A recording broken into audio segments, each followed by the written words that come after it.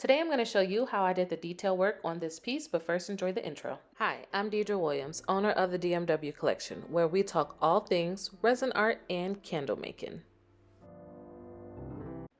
The first thing I'm going to do is get my camera in view. I do use a separate camera to record my YouTube tutorials. This is why it has a different angle.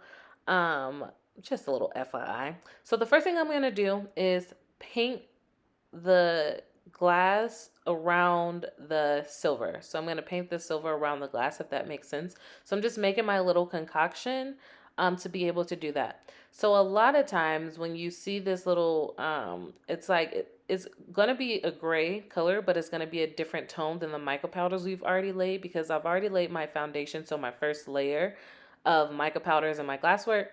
So this concoction is just alcohol inks along with some mica powder pigments. Mix that up. You can have it as runny or as thick as you would like. I prefer mine to be on a little bit on the thicker side. So that's what I'm using to make my concoction.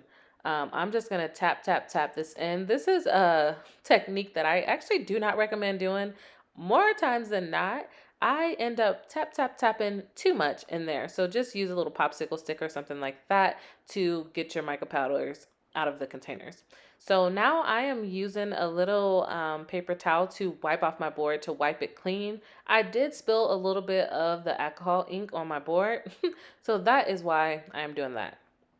Now I'm using a paintbrush. So I just had an assorted paintbrush set from Michaels, and I'm just using one of the brushes out of that set to go ahead and paint my glass. So again, the reason I like my concoction thicker is because I want to be able to control as much as I can where this little solution goes. So I am painting my glass work first, and then I'm also, if you can see, it's dripping onto the artwork.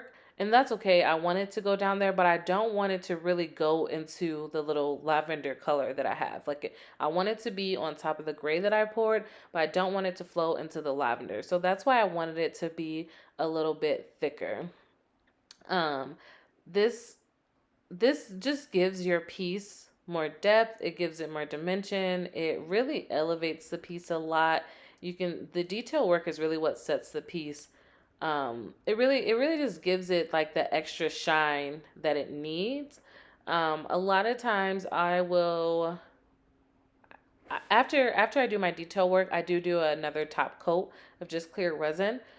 It really depends on the piece. Sometimes I do the detail work first and then do the top coat, or sometimes I'll do the top coat and then do and then paint my glass. I guess I don't really have a rhyme or reason for why I do that. I guess it's just what I'm feeling in the moment. Either way, it turns out just fine in my personal opinion. There's no right or wrong way to art anyways. It's so subjective, but nonetheless, this is how I paint my glass.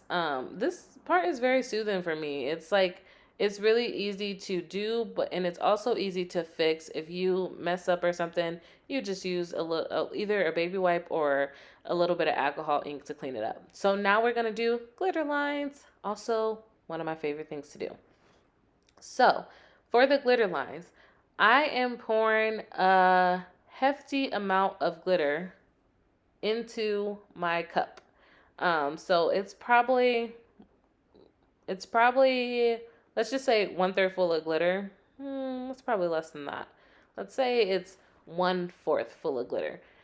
Now, you do not want the glitter to be translucent. Like, you don't want to be able to see through the glitter. So the resin that I'm using is Piece B resin, but it's specifically UV resin.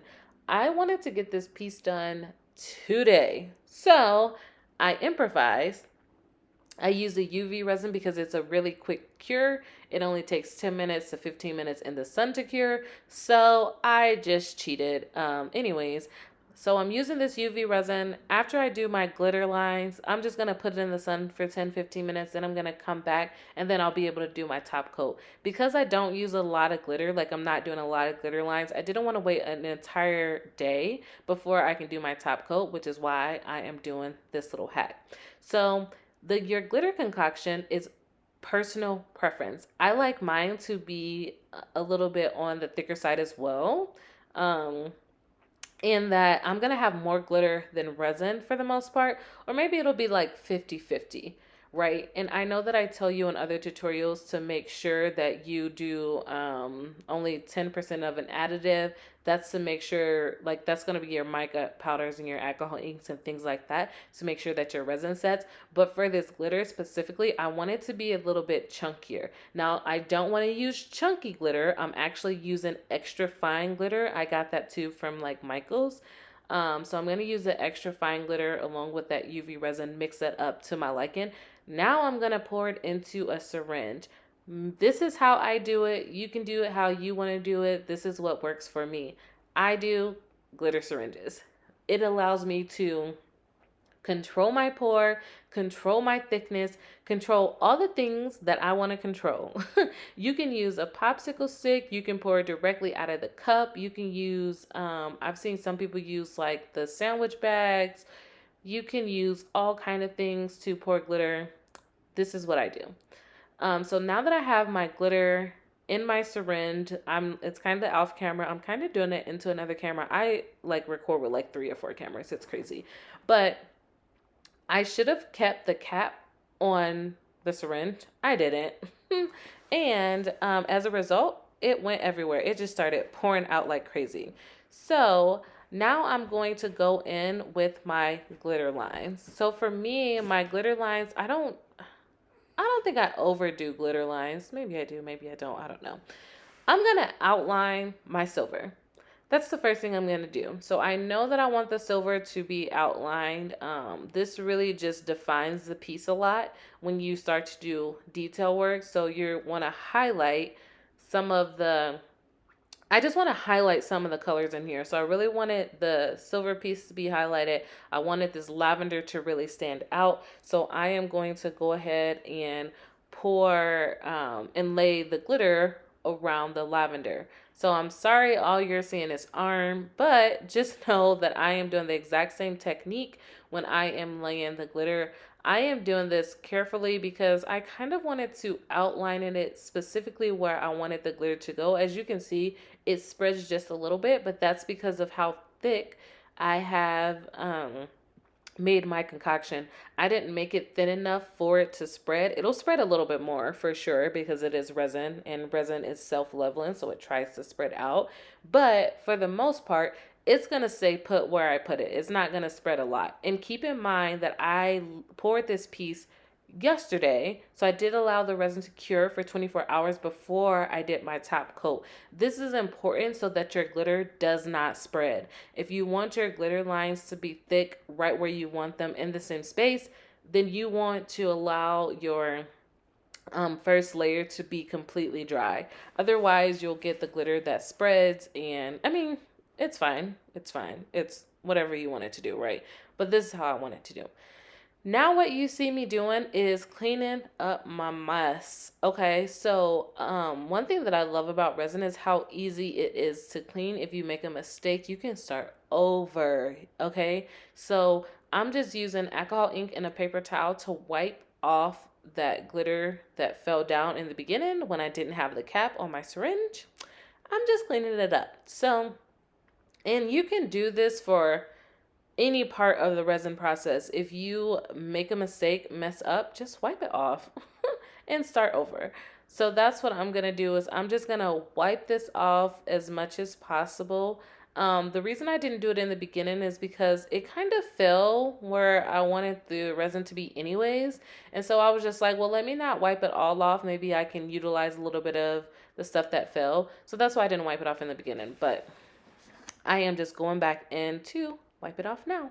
Now, keep in mind, guys, this is just a little bit of the detail work process. Again, I do go in with a top coat and then I do some additional line work around my glitter lines.